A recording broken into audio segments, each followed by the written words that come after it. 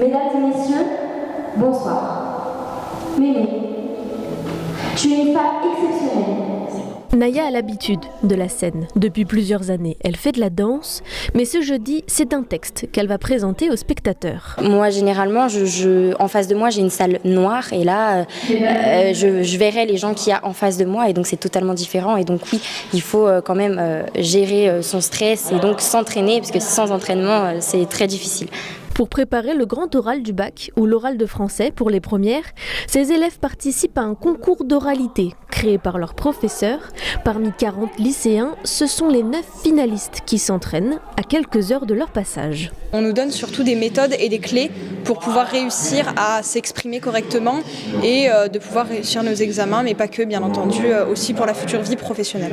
Victor se projette mieux pour le grand oral grâce à ses cours pratiquement personnalisés, même s'il n'avait pas choisi cette option spécialement pour cette raison. Sensationnel.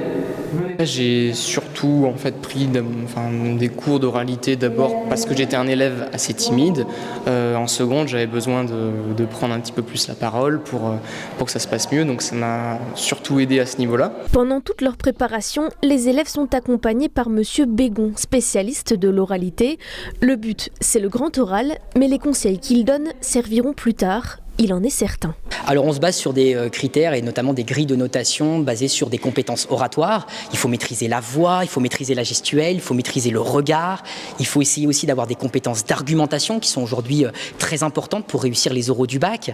Et puis on attendait aussi que les élèves soient dans la transmission.